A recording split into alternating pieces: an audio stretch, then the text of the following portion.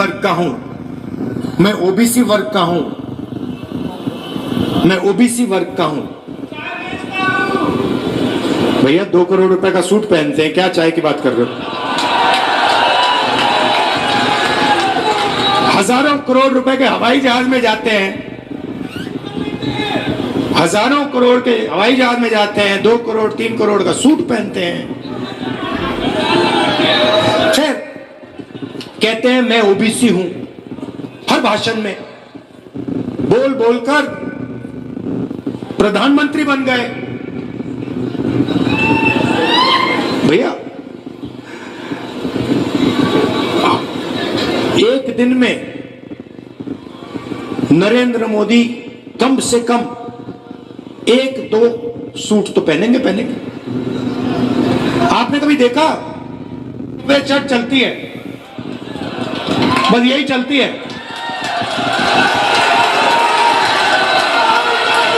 यही मैं पहनता हूं। नरेंद्र मोदी हर रोज कोई ना कोई नया कपड़ा पहनते हैं, लाखों रुपए का, और फिर आपसे कहते हैं, पहले कहते थे भाई और बहनों मैं ओबीसी हूं। हिंदुस्तान से नरेंद्र मोदी के दिमाग में जात पता है क्यों गायब हो गई? क्योंकि मैंने जाति जनगणना की बात शुरू कर दी। जैसे मैंने कहा कि भैया ये पता लगाते हैं इस देश में कितने ओबीसी युवा हैं, कितने दलित हैं, कितने आदिवासी हैं, किसकी कितनी आबादी है। उस दिन से नरेंद्र मोदी कहते हैं राहुल जी हिंदुस्तान में कोई जात नहीं, गायब हो गई जात, खत्म।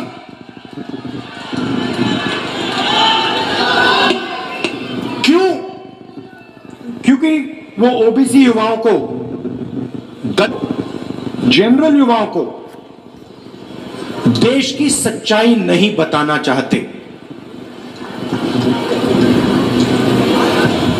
नरेंद्र मोदी हिंदुस्तान की सच्चाई ओबीसी वर्ग को नहीं बताना चाहते, और मैं हिंदुस्तान की सच्चाई ओबीसी वर्ग को बताना चाहता हूं। मैं ओबीसी वर्ग को कहना चाहता हूं कि आपकी आबादी 50%, आपकी भागीदारी 0.3%। शर्म की बात है।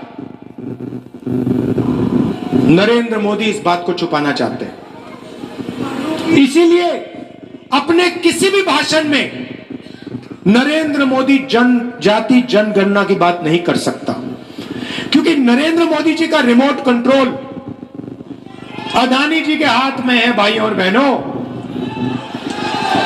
रिमोट कहीं और है।